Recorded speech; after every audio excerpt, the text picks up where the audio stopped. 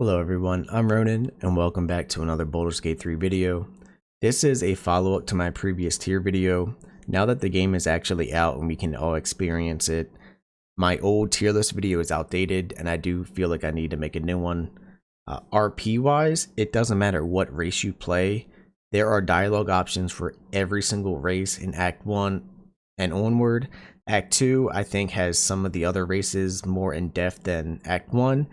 That being said though, it doesn't matter. No matter what, you're going to have a great RP experience with every single class and have some unique dialogue options regardless. This tier list, with that being said, is more so for utility and combat purposes, so keep that in mind. We are going to start with humans. You can see I have them in C tier now and I had them lower previously. Humans are so much better than anticipated. They gain 25% carrying capacity, which for some classes like casters, for example, that could be really useful. Proficiency in spears, spikes, halberds, and glaives. For martial classes, that's useless because you gain that anyway. But for other classes, like a monk, for example, it could be useful. They gain proficiency with light armor and shields.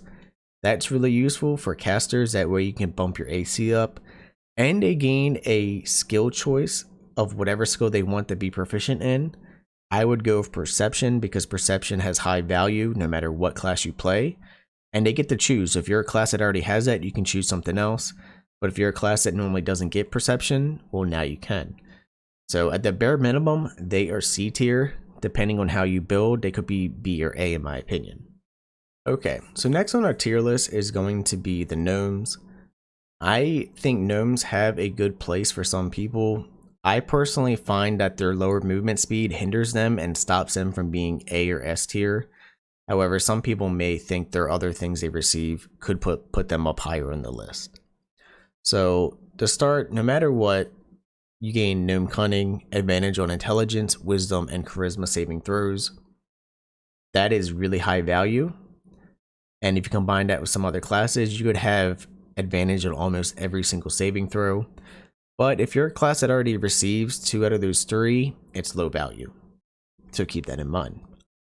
Subclass wise, rock gnomes, you gain dark vision, and you also gain double your proficiency bonus in history checks. That could be useful, but I think they're the weaker of the 3 gnomes. Forest gnomes also gain dark vision, and they gain the ability to speak with animals once per long rest. That is really high value. If you don't have anyone in your party that can use animal speak, this is super good because there are a lot of side quests and extra dialogue options and just story elements that you will miss if you cannot speak to animals.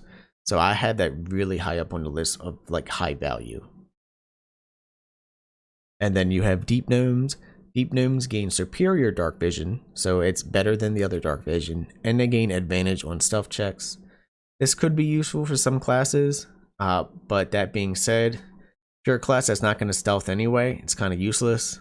And if you're a class that already gains that, then it's there, so it's just not as high value as I think. So that's why I have them as low B. They could be higher, they could be lower depending on how you build, but this is why I put them for myself. Okay, next you have the good old halflings. Just like the gnomes, they have a lower movement speed, and I really find having lower movement speed can hinder you in combat, which is why I don't have those classes higher. That being said, they do gain lucky. When you roll a 1 for an attack, ability check, or saving throw, you can re-roll the dice and you must use that new roll. That's really high value. However, how often are you going to be rolling nat 1s is something to think about. If you find that that is something that you really like, you could have them higher on the list. For me personally, because I think nat 1s aren't that common. I mean, it is what it is. They gain brave. You have advantage on saving throws against being frightened. That is good. At the same time though, depending on your class, I mean, it is not that valuable, and if you don't get feared in general and you're fighting mobs that can't fear, it's useless. So you have 2 different types of halflings. You have the Lightfoot halflings, which gain advantage on stealth checks. Could be useful, not for all classes though. And then you have Strongheart halflings. They gain advantage on saving throws against poison, and they have resistance to poison damage. That's not bad. It's better than nothing, but I don't find poison to be all that super common in the game. So it could be better. Like if that was against fire, it'd be substantially better. So that's why I have the halflings where they are on my list. Okay, up next you have Dragonborn, and I find Dragonborn are either going to be really useful depending on how you build, or kind of average. It's really depending on where you put them, and depending on what type of Dragonborn you are, they would go from B to C tier, or from B to A. So Dragonborns have the unique aspect where they can actually choose a type of dragon, like blood, I guess you could say. So you can get a breath attack, which is a cone attack in front of you that does decent damage. That being said, you gain resistance to that damage as well. For example, you could be a lightning dragon. You would gain lightning breath, which is really great because it has interactions with water surfaces, and you gain lightning resistance. For example, frost dragons, if you put your frost breath out, it can put frost on the ground, it will freeze water so enemies can go prone, and you would have frost resistance. So things like that are something to keep in mind. That being said, I think fire is the best. There are a lot of fire surfaces in game, and if you have to walk through fire, taking less damage for that is really great. If you play in tactician mode, fire arrows are going to be kind of common, and having resistance to that is also really nice, and then also just resistance to fire spells in general. So I find the fire dragonborn are gonna be the best in my opinion, but that's just my opinion. If you choose something like acid or poison, they'd have lower value, and I would put them to C tier, but again, this is opinion based. So let's move on. Okay, up next you have the Githyanki. They probably should be A tier, going from a utilities aspect. I personally can't stand the way they look. Like aesthetic wise, I can't stand them at all, which is why I have them as high B. But if that doesn't bother you at all, then you could move them up to A. So the Githyanki gain quite a lot. So you gain astral knowledge, which gives you a proficiency in all skills corresponding to an ability. So like dexterity, strength, like that. That's really high value. They gained a mage hand cantrip, which is really nice, and it's actually invisible. It's like a special version of it. Pretty high value.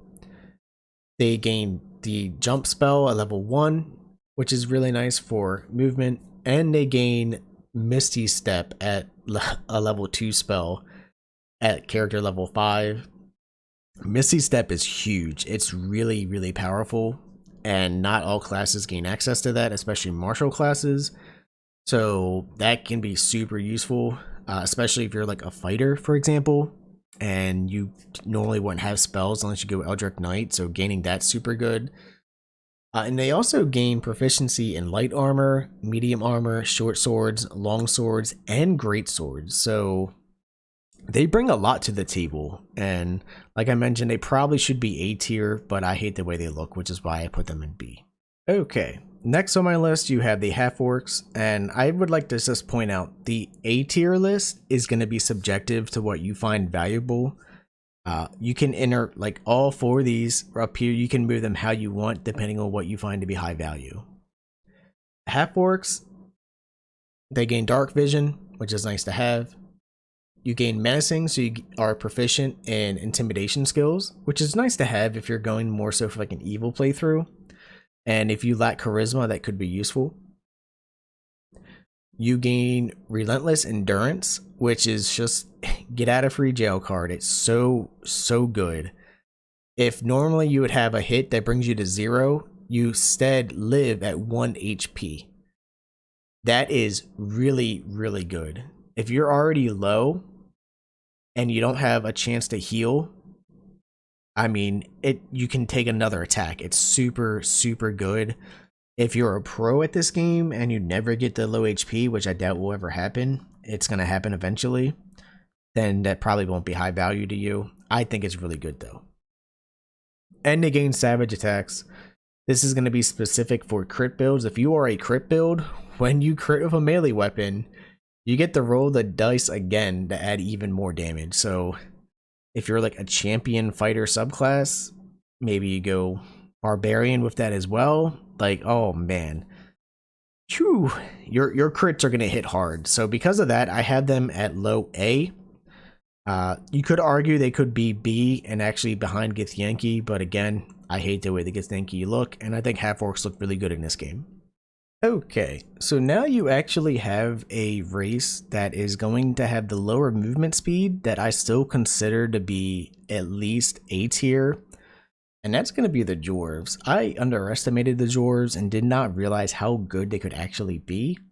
So no matter what dwarf you are, you're going to gain Dwarven combat training, meaning you gain proficiency in battle axes, hand axes, light hammers, and war hammers. That's really awesome if you're a class that can't normally use those. Again, martial classes, that's useless because you gain that anyway. They gain dark vision as well, which is nice. And they have Dwarven resilience. You gain advantage when saving those against poison, and you have resistance to poison damage. I mean, could be better. Poison's not super common, but it's something, so never a negative. Okay, gold dwarves. You gain dwarven toughness, your hit point maximum increases by 1, and an additional 1 every time you gain a level. If you're going for like a super tank and you want to be the beefiest tank you can be, that's going to be valuable to you. That being said, for casters, it's also useful. That way you get extra HP. It's not as good as I initially thought, but it's still not bad. So now you have the other dwarves though, which is why I have them in A tier. You have your shield dwarves, which gives you light armor and medium armor, which is really nice because if you're a caster, you are proficient with that armor type now, which is really great. If you're a martial class, it's useless because you gained that anyway. Now you have the Drygar, the like Underdark dwarves, the gray dwarves. And they are, in my opinion, the best dwarves in the game, and probably the sole reason why it's in A tier for me. So you gain superior dark vision, which is nice because your dark vision is going to be further than normal.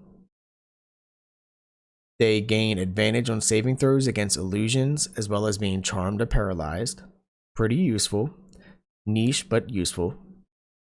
And they gain spells, so you gain the enlarge spell, which is really fun to use because enlarge is great just to see, you know, like the increase, but basically it makes the target, its weapons deal an extra 1d4 damage and has advantage on strength checks and saving throws.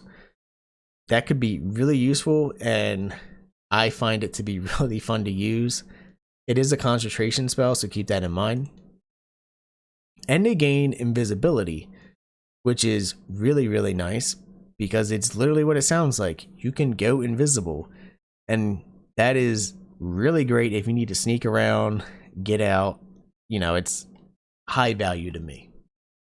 Half-elves, depending on what half-elf you go, really depends on where you put them on a tier list. No matter what, though, I think they're at least low A, maybe high B if you go high elf, but we'll talk about that in a second. So because you are part human as a half-elf, you gain proficiencies with pikes, spears, halberds, glaives, light armor, and shields.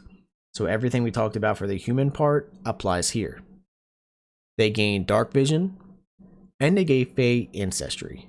Advantage on saving throws against being charmed, and magic can't put you to sleep. That's really useful, and if you're a class that has other immunities like disease, for example, for a paladin, you get 2 immunities. Pretty nice. So half high elves gain a cantrip from the wizard spell list. This could be useful to you. It could also be useless. It really depends on how you build your class. I think the high elves are the weaker versions of the elves though. So the wood elves, you will gain fleet of the foot, so your base movement speed is increased, which is nice. That way you can always move more in combat. And you gain proficiency in stealth. The stealth proficiency isn't bad to have, but depending on how you play, it could be useless, but could be really useful. And then you have the Drow half-elves, which gain the cantrip Dancing Lights, which is basically the will-o-wisp of light around a character. So if you have a party member that doesn't have dark vision, it's useful. You gain Fairy Fire, which is also really nice, especially if you're a wizard, because wizards don't normally gain that spell. And you gain the Darkness spell as well, which is pretty nice to have, which you get at level 5. Okay, now we have Tieflings. Tieflings are really great. I almost wanted to go Tiefling for my Paladin that was going down the evil path, but decided not to, and I went with the Drow because I thought it was more fitting. But Tieflings are really great in this game. No matter what, you will gain Dark Vision, and they have Hellish Resistance, meaning their resistance to fire damage. When we talked about the fire resistance for Dragonborn, you know, being able to gain fire arrow resistance, fire magic resistance, but mainly fire on the ground is so much more common than I anticipated. Is really nice. If you have to walk through fire, to take less damage from that is really high value to me, which is why I had the Tiefling so high on this list. But then you have the subclass Tieflings. Asmodeus Tieflings, you gain Cantrip Produce Flame. It's okay. You gain Dispel Hellish Rebuke, which in my opinion, I mean, it's okay as well. Some people might find that reaction spell to be useful. I don't. I find using your spells for more offense when it's your turn to be better, but that's just my playstyle. And they gain Darkness as a spell too. Could be useful, could be not. I think they are some of the weaker versions of the Tieflings, and I think the other two are actually going to be stronger. The other Tiefling you have is the Mephistopheles Tieflings, and these are the kind of like bluish Tieflings. You gain the Cantrip Mage Hand, and Mage Hand is really fun to use in this game. They gain the Burning Hand spell, and they will gain Flame Blade. Really, I find them to be useful because of Mage Hand, which is why I have them higher than the other Tieflings. But if you don't find Mage Hand to be valuable, then you may have them lower on the list. My favorite Tiefling, however, is the Zariel Tieflings. Zariel Tieflings are really cool from a lore-wise with what happened with Zariel. I mean, I'm not going to go into detail about it, but just the fact that it used to be an angel that basically made a deal with demons and is now in hell, it's so cool to me. I love the lore for that. But they gain a really great cantrip, Thaumaturgy. Probably butchered it. I don't know. I don't care. But that spell is really nice because it makes you gain advantage on intimidation and performance skill checks, which is really great. Having advantage in this game is huge. And if you're someone that actually enjoys playing the game for like RP reasons, that's really great to have. And even if you don't and you're a character that goes into a skill check like that, it's just nice to have in general if you know it's coming up. They gain the Searing Smite spell, which is really great at level 3 because it's powerful, and if you're a paladin, it's actually going to be stronger than the one you normally get. And they gain Branding Smite as well at level 5. So they're more melee focused than anything else, but they are pretty strong, and I find them to be really high value to me.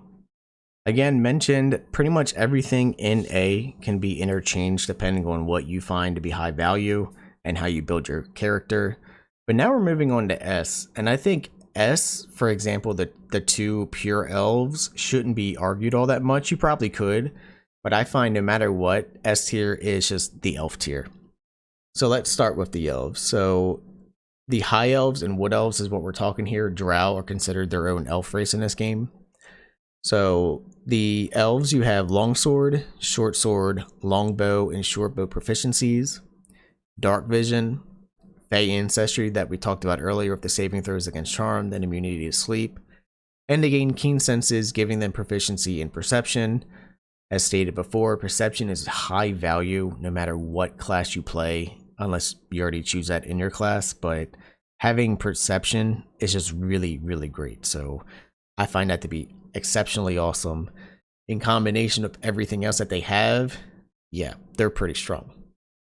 High elves get to choose a cantrip from the wizard spell list. Some people may find that to be really useful, other people may not.